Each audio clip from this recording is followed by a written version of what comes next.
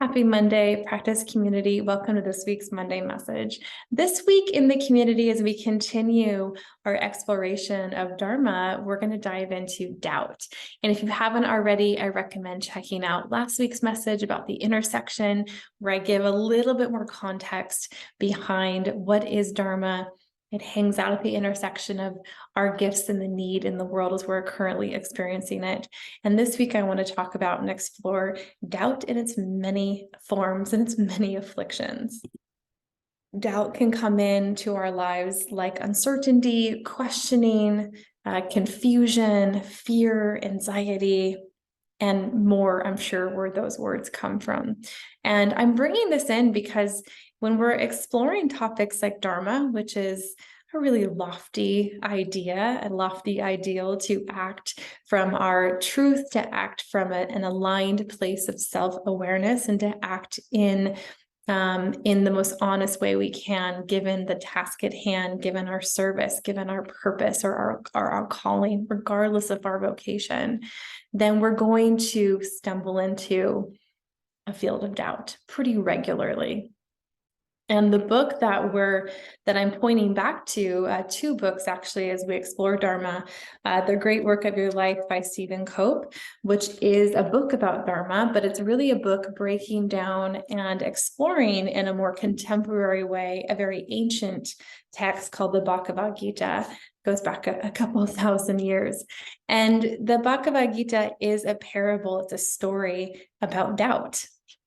It begins with two characters who are having a dialogue because one character, there's two characters, Arjuna and Krishna, and Arjuna is having a crisis of doubt. That's how the whole story begins. And one of Krishna's first invitations to Arjuna is, you have forgotten how to act. You have forgotten what to do because you have forgotten who you are. And so Dharma being a remembrance of who you are. When you know who you are, you know how to act, you know how to show up, you know what to do, because when you know who you are and you're in tune with, aligned with, and you're living from who you truly are, then every action that you tend to gets to be dharmic in nature, gets to be purposeful in nature, because it's coming from aligned self. We might also call that congruency. When we act from our most congruent self, we can only partake in congruent action. And I know for myself and my clients, and I'm sure for yourself and your clients, this is one of the aims of coaching. Can I do more in the world that is true to who I am internally? Can my internal self and my external actions be as aligned as possible? And when we are investigating that task, doubt is inevitable. We will have moments, sometimes full-on crises of doubt. Who am I? What am I doing? Is it enough? Can I fulfill it? Am I built for this? Am I good enough? And on and on and on the questions go. And so this week in particular, we're going to focus on a few pieces of doubt. I have an article coming out later this week. I'll also post these resources and a couple of journal prompts to inspire or support your own exploration of doubt. But one of the things that I really appreciate about, especially in this book, and something that my own teacher, Kristen Fritz, has shared with me pretty regularly, is this idea that doubt is a doorway.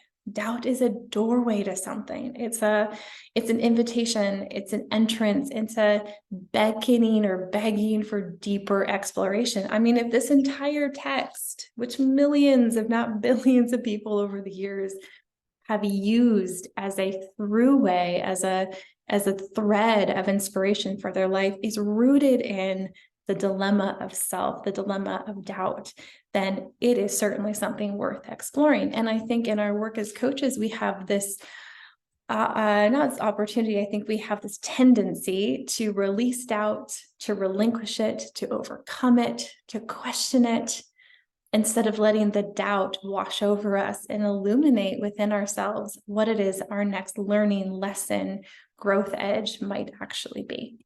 And so if you even just took quick stock right now in this moment of the things you're currently facing that conjure up doubt, little doubt or full-on crises of self-doubt, in that it will illuminate for you what's your next pocket of self-learning that you have to do for yourself.